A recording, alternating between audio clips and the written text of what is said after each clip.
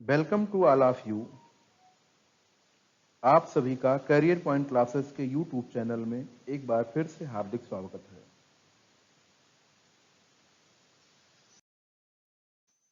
आज हिंदी एक संक्षिप्त परिचय का भाग 2 का वीडियो लेकर उपस्थित हुए हैं।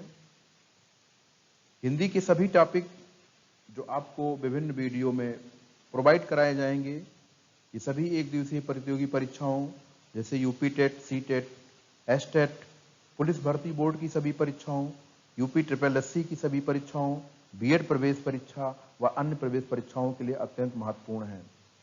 कल हम लोग हिंदी एक संक्षिप्त परिचय का भाग 1 पढ़े, जिसमें से कुछ क्वेश्चन बच गए थे। आज वो भाग 2 के द्वारा पूरे किए जाएंगे। आज के क्वेश्चन बहुत ही महत्वपूर्ण है, वीडियो पूरी देखें ताकि कोई ऐसा क्वेश्चन छूटने ना पाए। चलिए शुरू करते हैं। बहुत बहुत स्वागत है आपका।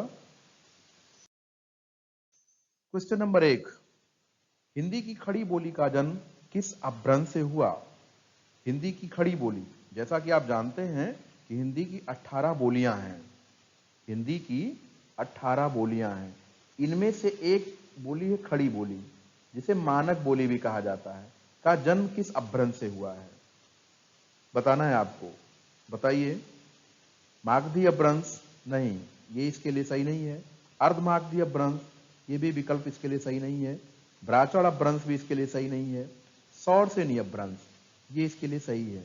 अर्थात खड़ी बोली का जन्म सौरसेनी अपभ्रंश से हुआ है। क्वेश्चन नंबर 1 का विकल्प डी सही है। चलिए नेक्स्ट अगले क्वेश्चन की ओर चलते हैं। भारत की लगभग सभी देसी भाषाओं की आदि जननी किस भाषा को माना जाता है?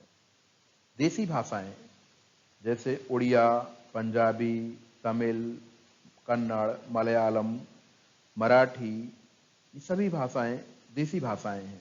इनकी आदि जननी अर्थात ये सभी भाषाएं किस भाषा से उत्पन्न हुई हैं?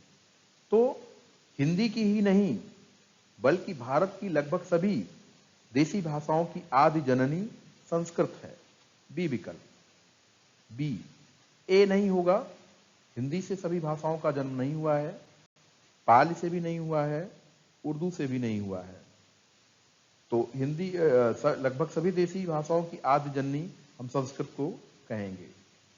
अगला क्वेश्चन, भारत की लगभग सभी लिपियों की आदि जननी कौन सी लिपि है? जिस तरह से अब की बार लिपियों की बात की गई, जिस तरीके से सभी भाषाओं की आदि जननी संस्कृत है, वैसे भारत की सभी लिपियों की आदि जननी ब्राह्मी लिपि है। ए विकल्प, इसका ए विकल्प होगा। आशा करते हैं क्वेश्चन आपको समझ में आ गया होगा। भारत की लगभग सभी लिपियों की आदि जननी ब्राह्मी लिपि है। अगला क्वेश्चन, मौलिक संविधान में मान्यता प्राप्त भाषाओं की संख्या 14 है। 14, वर्तमान में 22 है। मौलिक संविधान का आशय है 26 जनवरी 1950 के संविधान से। उस समय मान्यता प्राप्त भाषाओं की संख्या 14 थी, लेकिन वर्तमान में इनकी संख्या 22 हो गई है, अर्थात 8 बढ़ गई है। क्वेश्चन है, 8 मान्यता प्राप्त भाषाओं को जोड़ने के लिए कितने संविधान संशोधन किए गए? इसके लिए 3 संविधान संशोधन किए गए। इसका विकल्प बी सही होगा। विकल्प बी सही होगा। 2 इसके लिए गलत है, 5 गलत है, 8 गलत है। वो कौन से संविधान संशोधन थे? 71वां संशोधन, ये 1967 में हुआ था। सॉरी, 21वां 21वां 21वां संशोधन 1967 में हुआ था। 71वां संशोधन 1992 में हुआ था और 92वां संशोधन ये 2003 में हुआ था। कुल 3 संविधान संशोधन किए गए हैं। कुल 3 संविधान संशोधन किए गए हैं। इन्हीं 3 संविधान संशोधनों से 8 मान्यता प्राप्त भाषाओं को और जोड़ा गया, जिससे उनकी संख्या 22 हो गई। हमारा सही विकल्प होगा बी। चलिए नेक्स्ट अगला क्वेश्चन देखते हैं। प्रादेशिक भाषाओं या मान्यता प्राप्त भाषाओं को जोड़ने से संबंधित संविधान संशोधन नहीं है। अभी पिछले क्वेश्चन में हमने चर्चा किया कि 3 संविधान संशोधनों से 8 राजभाषाओं को जोड़ा गया है। वे संविधान संशोधन 21वां, 71वां व 92वां है। इस तरीके से इसमें चौथा विकल्प इस संविधान संशोधन से नहीं जोड़ा गया, ये इसके लिए सही नहीं है। अर्थात 21वां से जोड़ा गया, 71वां से जोड़ा गया और 92वां से जोड़ा गया।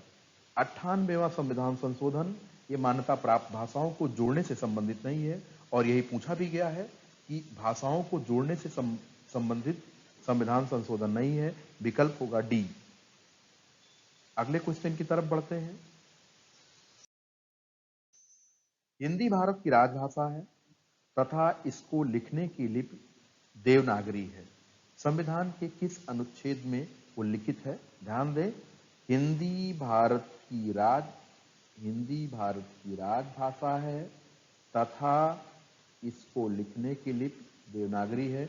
इन्वर्टेड कामा में जितनी बातें लिखी गई हैं उसको अंडरलाइन कर दिया गया है।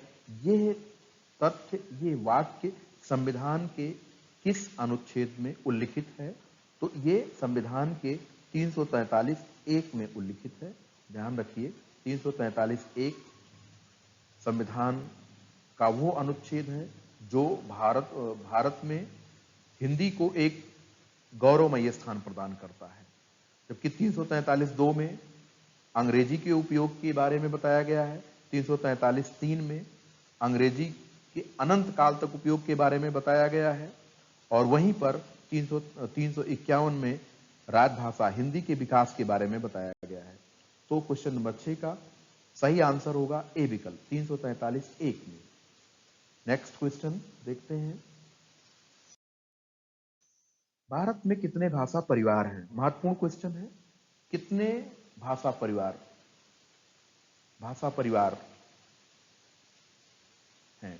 ध्यान दें, तो भारत में 4 भाषा परिवार हैं। कौन कौन से हैं?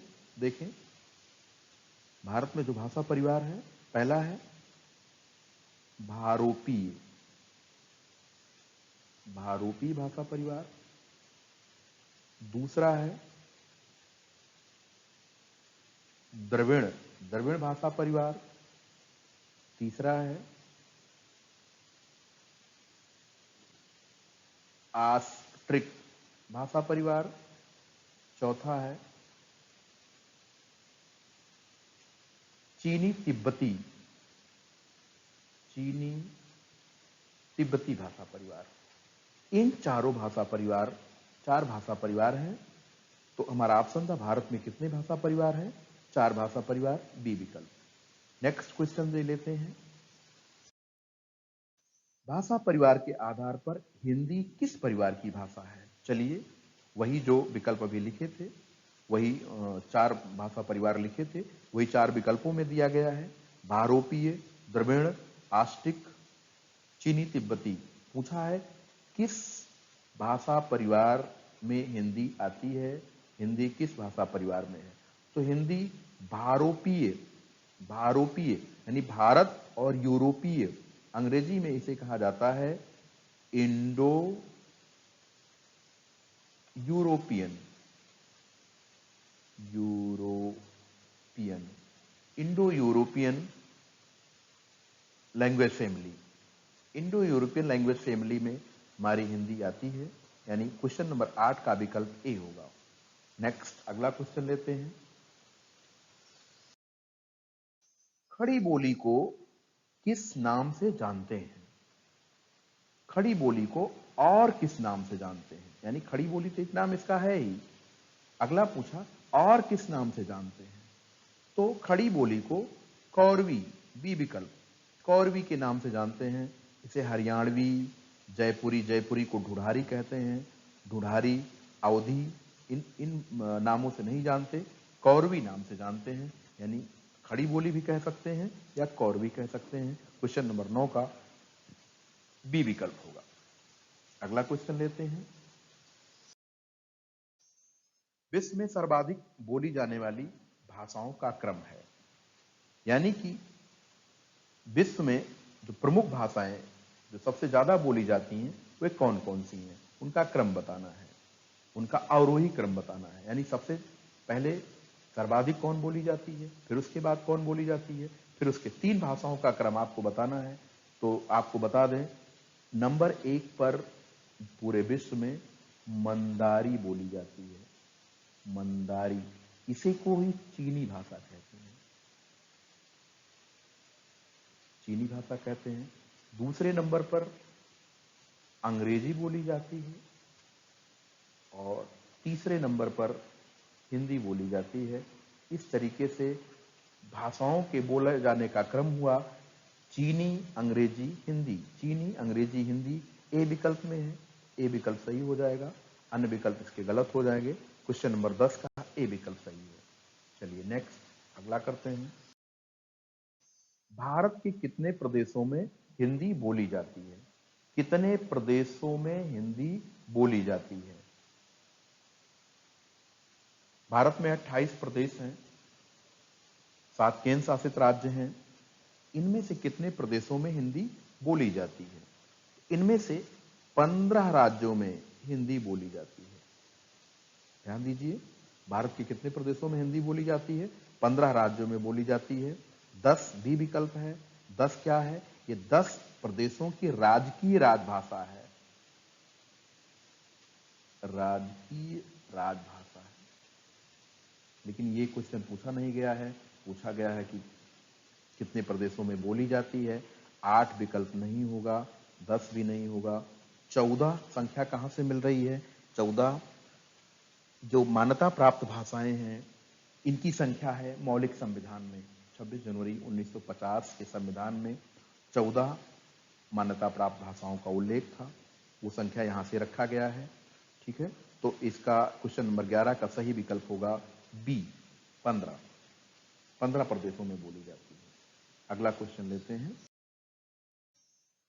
भारत के कितने प्रदेशों की राजकीय राजभाषा हिंदी है? राजकीय राजभाषा, राजकीय राजभाषा को अंग्रेजी में कहा जाता है state official language, state official language, state official language. Bharat के कितने प्रदेशों की राजकीय राजभाषा हिंदी है? कितने प्रदेशों की स्टेट ऑफिशियल लैंग्वेज है? 10। वो कौन से प्रदेश हैं उसके लिए शॉर्ट ट्रिक बताई जाती है, HHRD प्लस 3 कटे प्रदेश। ध्यान दें, HHRD प्लस 3 कटे प्रदेश। H for Haryana, H for Himachal, R for Rajasthan, D for Delhi. 3 कटे प्रदेश में उत्तर प्रदेश, उत्तराखंड, उत्तर प्रदेश को काट करके उत्तराखंड बनाया गया। मध्य प्रदेश, छत्तीसगढ़, मध्य प्रदेश को काट करके छत्तीसगढ़ बनाया गया। और बिहार, झारखंड, बिहार को काट करके झारखंड बनाया गया। यानी उत्तर प्रदेश उत्तराखंड 2, मध्य प्रदेश छत्तीसगढ़ 2 2 4, बिहार झारखंड 2 6 और हिमाचल, हरियाणा, राजस्थान, दिल्ली, ये 10 प्रदेशों की राजकीय राजभाषा हिंदी है। आशा करते हैं क्वेश्चन आपको समझ में आ गया होगा। अगले क्वेश्चन की तरफ आगे बढ़ते हैं। किस केंद्र शासित प्रदेश की राजकीय राजभाषा हिंदी है? यानी 10 प्रदेशों की राजकीय राजभाषा है, उसमें से एक प्रदेश ऐसा भी है जो केंद्र शासित है। हाँ, तो जो सूत्र बताया गया था HHRD प्लस 3 कटे प्रदेश, इसमें से डी फॉर क्या होता है? दिल्ली। दिल्ली एक केंद्र शासित राज्य है, दिल्ली एक केंद्र शासित राज्य है और इसी की राजकीय राजभाषा हिंदी है। विकल्प होगा डी। क्वेश्चन नंबर 13 का विकल्प डी होगा। नेक्स्ट क्वेश्चन की ओर आगे बढ़ते हैं। निम्न राज्यों में से किस राज्य की राजकीय राजभाषा हिंदी नहीं है? निम्न राज्यों में से किस राज्य की राजकीय राजभाषा हिंदी नहीं है, यानी वही जो 10 आपको बताए गए थे, उन 10 में से एक नाम इसमें से नहीं है। देखिए, उत्तर प्रदेश ये तो सही है, बिहार ये भी सही है, बिहार में भी राज्य की राजभाषा हिंदी है, हिमाचल प्रदेश यहाँ भी सही है, गुजरात यही नहीं है। तो यही पूछ रहा है किस प्रदेश की राज्य की राजभाषा हिंदी नहीं है, तो यही ए विकल्प इसके लिए सही हो जाएगा। ए, गुजरात की राज्य की राजभाषा हिंदी नहीं है। अगले क्वेश्चन की ओर आगे बढ़ते हैं। खड़ी बोली हिंदी के किस उपभाषा के अंतर्गत बोली जाती है? जैसा कि आप जानते हैं कि हिंदी की 5 उपभाषाएं हैं, 5 उपभाषाएं हैं और 18 बोलियां हैं, 18 बोलियां हैं। तो इस तरीके से एक उपभाषा में, किसी उपभाषा में 2 बोली, किसी उपभाषा में 4, किसी में 5, ऐसे करके प्रत्येक उपभाषा में बोलियों की संख्या है। प्रश्न है, खड़ी बोली है वो हिंदी की किस उपभाषा के अंतर्गत बोली जाती है? तो खड़ी बोली पश्चिमी उपभाषा के अंतर्गत, पश्चिमी हिंदी के अंतर्गत बोली जाती है। हमारा जो राइट आंसर है वो सी है, सी। अगला क्वेश्चन लेते हैं। हिंदी शब्द किस भाषा का शब्द है? शब्द हिंदी किस भाषा का शब्द है?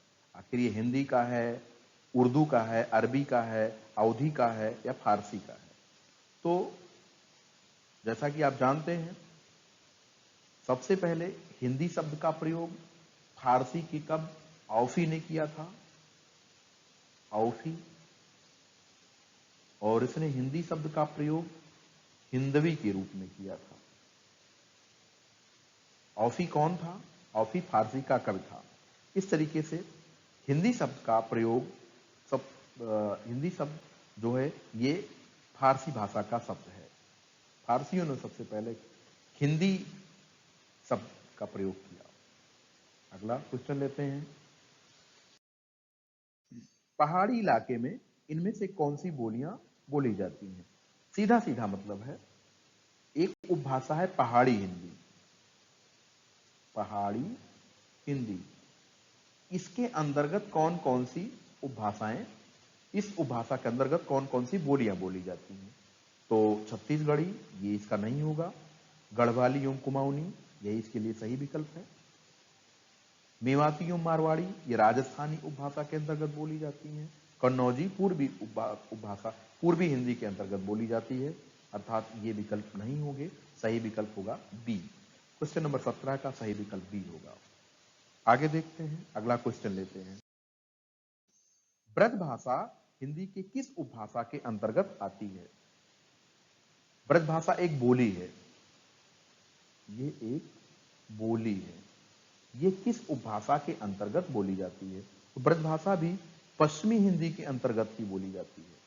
पश्चिमी हिंदी ये उपभाषा है, पश्चिमी हिंदी एक उपभाषा है, इसी के अंतर्गत ब्रज भाषा बोली जाती है। ध्यान रखना है, ब्रज भाषा, भाषा भले ही लिखा है लेकिन ये एक बोली है, पश्चिमी हिंदी के अंतर्गत बोली जाती है। आशा करते हैं बात समझ में आ गई होगी। नेक्स्ट अगला क्वेश्चन लेते हैं। संविधान के किस अनुच्छेद के तहत अंग्रेजी का प्रयोग अनंत काल तक किया जा सकता है? यानी कि संविधान का कौन सा अनुच्छेद अंग्रेजी को अनंत काल तक प्रयोग की अनुमति देता है? ध्यान दें, 343(1) ये संविधान का वो अनुच्छेद है जो हिंदी को गौरव प्रदान करता है और कहता है कि हिंदी भारत की राजभाषा है। लेकिन 343(2) हिंदी के साथ साथ अंग्रेजी के प्रयोग की अनुमति देता है अगले 15 वर्षों तक। अगले 15 वर्षों तक। कब से 15 वर्ष? 26 जनवरी 1950 के बाद। यानी 1965 तक ये इजाजत देता है कि भारत में हिंदी के साथ साथ अंग्रेजी का प्रयोग किया जा सकता है। लेकिन अनुच्छेद 343(3) इसमें अंग्रेजी को अनंत काल तक प्रयोग के अधिकार दे दिए जाते हैं। अर्थात 343(2) और 343(3) ये दोनों ही अनुच्छेद अंग्रेजी के प्रयोग से संबंधित हैं और ये दोनों अनुच्छेद अंग्रेजी को अनंत काल तक प्रयोग करने की इजाजत देते हैं। हमारा ऑप्शन क्या होगा? संविधान के किस अनुच्छेद के तहत अंग्रेजी का प्रयोग अनंत काल तक किया जा सकता है? 343(2) से केवल 15 साल तक कहा गया था। 343(3) से अनंत काल तक प्रयोग किया जा सकता है। सही विकल्प होगा सी। सी विकल्प इसका सही है। वहीं पर 351 ये हिंदी के विकास से संबंधित अनुच्छेद है। नेक्स्ट अगला क्वेश्चन लेते हैं। हिंदी दिवस किस तिथि को मनाया जाता है? ये 14 सितंबर को मनाया जाता है, जानते होंगे आप। हिंदी दिवस 14 सितंबर को मनाया जाता है क्योंकि 14 सितंबर सन 1949 को हिंदी को भारतीय संविधान में राजभाषा का गौरव प्रदान किया गया था। उसी के क्रम में हर वर्ष 14 सितंबर को हिंदी दिवस मनाया जाता है। इसे राष्ट्रीय हिंदी दिवस भी कह सकते हैं। ठीक है, नेक्स्ट अगला क्वेश्चन लेते हैं। किस तिथि को हिंदी को भारतीय संविधान में राजभाषा के रूप में स्वीकार किया गया? डेट तो क्लियर ही है, 14 सितंबर है, सन 1949 है। सी विकल्प 14 सितंबर सन 1949 को हिंदी को भारतीय संविधान में राजभाषा के रूप में स्वीकार किया गया था। 14 नवंबर 1950, 26 नवंबर 1950 ये सारे विकल्प गलत हैं इसके लिए। नेक्स्ट क्वेश्चन लेते हैं। विश्व हिंदी दिवस किस तिथि को मनाया जाता है? महत्वपूर्ण क्वेश्चन है। अभी इसके पहले हम लोग पढ़े 14 सितंबर, ये क्या है? ये राष्ट्रीय हिंदी दिवस है। राष्ट्रीय हिंदी दिवस,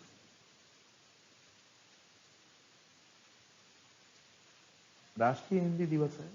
11 जनवरी ऐसा कोई उसमें नहीं है। 10 जनवरी यही इसके लिए सही विकल्प है। 10 जनवरी 1975 को 10 जनवरी 1975 को नागपुर में प्रथम विश्व हिंदी सम्मेलन हुआ था। प्रथम विश्व हिंदी सम्मेलन हुआ था। विश्व हिंदी सम्मेलन हुआ था। इसी की वर्षगांठ मनाने के लिए 10 जनवरी को विश्व हिंदी दिवस मनाया जाता है। अगर क्वेश्चन पूछ लेता है कि कब से मनाया जाना शुरू हुआ, तो ये 2006 से मनाया जाना शुरू हुआ। कब से मनाया जाना शुरू हुआ? 2006 से। 2006 से मनाया जाना शुरू हुआ। किस उपलक्ष्य में मनाया जाता है? जो 1975 को नागपुर में प्रथम विश्व हिंदी सम्मेलन हुआ था, उसी की वर्षगांठ मनाने के लिए 10 जनवरी को विश्व हिंदी दिवस मनाया जाता है और इसकी शुरुआत 2006 से हुई है।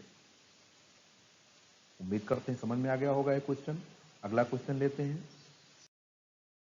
हिंदी पत्रकारिता दिवस किस तिथि को मनाया जाता है? हिंदी पत्रकारिता दिवस यानी कि जो तमाम हिंदी में पेपर छपते हैं, जो तमाम पत्र पत्रिकाएं आती हैं, उस क्रम में हिंदी पत्रकारिता दिवस कब मनाया जाता है? ये हमारा क्वेश्चन है।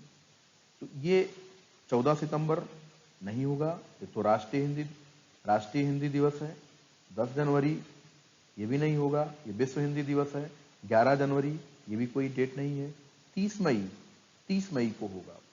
इसी दिन 30 मई 1826 को भारत का प्रथम हिंदी समाचार पत्र उदंत मार्तंड प्रकाशित हुआ था। प्रथम समाचार पत्र उदंत मार्तंड उदंत मार्तंड प्रकाशित हुआ था। इसी उदंत मार्तंड के प्रकाशन के कारण ही 30 मई को हिंदी पत्रकारिता दिवस मनाया जाता है। धन्यवाद। अगला क्वेश्चन लेते हैं। भारत का पहला समाचार पत्र कौन सा है? हिंदी पत्रकारिता दिवस, उदंत मार्तंड, ठीक है, लेकिन अब ये पूछ रहा है कि पहला समाचार पत्र कौन है? तो हिंदी का पहला समाचार पत्र है बंगाल गजट। बंगाल गजट, इसको और नामों से जानते हैं, इसको हिक्की गजट भी कहते हैं।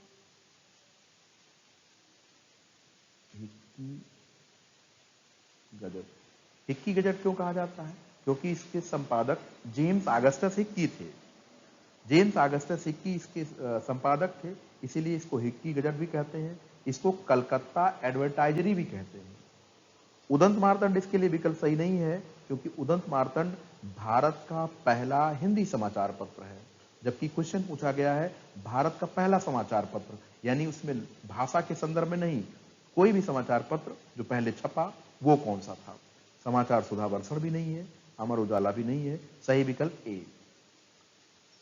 अगला क्वेश्चन लेते हैं। भारत का पहला हिंदी समाचार पत्र कौन है? क्वेश्चन आ गया, पहला हिंदी समाचार पत्र। इन शब्दों पर ध्यान दीजिए। प्रथम हिंदी समाचार पत्र उदंत मार्तंड। इसी के प्रकाशन वर्ष को लेकर के 30 मई को हिंदी पत्रकारिता दिवस मनाया जाता है। ये सबसे पहले प्रकाशन इसका कब हुआ? 30 मई सन 1826 में। 30 मई सन 1826 में इसका प्रकाशन हुआ, इसीलिए ये भारत का पहला हिंदी समाचार पत्र बना। बंगाल गजट ये भारत का पहला समाचार पत्र है। अमर समाचार सुधा वर्षण ये हिंदी का प्रथम दैनिक समाचार पत्र है। अमर उजाला इन विकल्पों में नहीं है। चलिए अगला क्वेश्चन लेते हैं। भारत का पहला हिंदी दैनिक समाचार पत्र, देखिए क्वेश्चन आ गया। तीन क्वेश्चन इस संदर्भ में बने। पहला क्या था? भारत का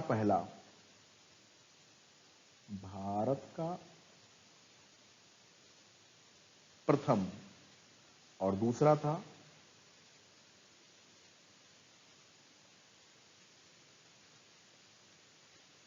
प्रथम हिंदी समाचार पत्र, प्रथम हिंदी, और दूसरा था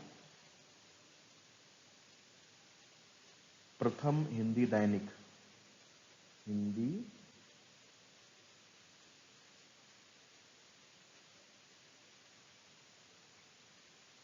प्रथम हिंदी दैनिक। ध्यान दें, बंगाल गजट ये भारत का पहला समाचार पत्र है। उदंत मार्तंड भारत का पहला हिंदी समाचार पत्र है, ये लेकिन दैनिक नहीं है, ये साप्ताहिक पत्र था उदंत मार्तंड, इसलिए इसको प्रथम हिंदी दैनिक नहीं कहा जा सकता। अगला क्वेश्चन बनता है कि भारत का प्रथम हिंदी दैनिक समाचार पत्र, अर्थात वो समाचार पत्र जो हिंदी में छपता था और रोज छपता था, वो समाचार पत्र कौन है? तो इसका सही आंसर है समाचार सुधा वर्षण। क्वेश्चन नंबर 26 का सही आंसर है समाचार सुधा वर्षण। नेक्स्ट अगला क्वेश्चन लेते हैं। हिंदी अक्षरों व शब्दों के ऊपर खींची जाने वाली रेखा को क्या कहते हैं? शब्दों के ऊपर खींची जाने वाली रेखा, जैसे हमने का लिखा, इसके ऊपर रेखा खींचा। ध्यान दीजिए, ये जो ऊपर रेखा खींच रहे हैं, ये रेखा क्या कहलाती है? रेखा, शब्द लिखेंगे उसके ऊपर भी रेखा खींचेंगे, इस रेखा को बताना है। क्षैतिज रेखा नहीं होगा, रेखा नहीं होगा, इसको सिरोरेखा कहा जाता है। क्या कहा जाता है इसको? सिरोरेखा। पाई शब्द भी इसके लिए सही नहीं है, अर्थात हिंदी अक्षरों व शब्दों के ऊपर खींची जाने वाली रेखा को सिरोरेखा कहते हैं। उम्मीद करते हैं आपको ये समझ में आ गया होगा। नेक्स्ट अगला क्वेश्चन लेते हैं। विदेशों में हिंदी की कौन सी बोली सर्वाधिक बोली जाती है? सर्वाधिक बोली जाने वाली बोली 18 बोलियां हैं। इनमें से कौन सी बोली विदेशों में बहुत ज्यादा प्रयोग होती है, विदेशों में बहुत बोली जाती है? उसका उत्तर है खड़ी बोली, सॉरी खड़ी बोली नहीं, भोजपुरी। विदेशों में भोजपुरी बोली सबसे ज्यादा बोली जाती है, यानी जिन भी राष्ट्रों में जैसे Trinidad Tobago, Suriname, Fiji, Mauritius, इन देशों में हिंदी बोली जाती है। तो हिंदी में की 18 बोलियों में से कौन सी बोली सबसे ज्यादा बोली जाती है? उसका उत्तर है भोजपुरी। और अपने भारत में भी जो 18 बोलियां हैं उनमें सबसे ज्यादा कौन सी बोली बोली जाती है? इसका भी उत्तर भोजपुरी ही है। यानी कि भारत में भी और विदेशों में भी हिंदी की कौन सी बोली सबसे ज्यादा बोली जाती है? वो उसका आंसर होगा भोजपुरी। अवधी, खड़ी बोली और ब्रजभाषा इसके उत्तर नहीं होंगे। नेक्स्ट क्वेश्चन लेते हैं। अनुच्छेद 351 का निर्माण राजभाषा हिंदी के किस संदर्भ में किया गया है? तो देखिए, अनुच्छेद 351 का निर्माण हिंदी के विकास के लिए किया गया है। हिंदी अंग्रेजी को सहभाषा बनाने के लिए गलत होगा। अहिंदी भाषी राज्यों में राजभाषा बनाने के लिए ये भी गलत है। हिंदी के विकास, सॉरी, ये मिस प्रिंट हो गया है, यहां पर विकास होना चाहिए। हिंदी राजभाषा के विकास के लिए 351 में दिशा निर्देश दिए गए हैं। तो क्वेश्चन नंबर 29 का सही विकल्प सी होगा, सी। अनुच्छेदों की समीक्षा, ये भी इसके लिए गलत है। अंतिम क्वेश्चन देखें, इस वीडियो का अंतिम क्वेश्चन, कोस कोस पर बदले पानी, चार कोस पर बदले ... क्या बदले? तो ये एक कहावत है। इस कहावत में खाली स्थान पर आता है बानी। बानी माने बाणी। बानी का मतलब हुआ बाणी। बाणी बदलती है। इस बाणी का क्या निहितार्थ है? क्या किस भाषिक इकाई को प्रकट करता है बाणी? तो ये बोली को प्रकट करता है, बोली को, ध्वनि को नहीं, भाषा को नहीं, लिपि को नहीं। कहा जाता है भारत में कोस कोस पर पानी और की प्रकृति बदल जाती है। पानी अलग अलग प्रकार का आपको मिलेगा कोस कोस पर, और चार कोस पर यहां बोली बदल जाती है। बोली, भारत एक बहुभाषा और बहुबोली का देश है, और यहां पर प्रत्येक चार कोस पर बोली बदलने की कहावत कही गई है। यहां बानी का अर्थ बोली से है। इसका सही आंसर होगा डी, बोली। Thanks for watching. बहुत बहुत धन्यवाद, आप हमारे साथ बने रहे। हमारी वीडियो आपको कैसी लग रही है, और अगर अच्छी लग रही हो तो निश्चित तौर पर उत्साहवर्धन करिएगा, कमेंट करके, लाइक करके, और हमें ये बताने का भी काम करिएगा कि इस वीडियो में क्या कमी रह गई, ताकि हम आगे से उसको सुधार सकें और अच्छा कंटेंट आपके समक्ष प्रस्तुत कर सकें। इसी आशा और विश्वास के साथ अगली वीडियो की प्रतीक्षा में। धन्यवाद।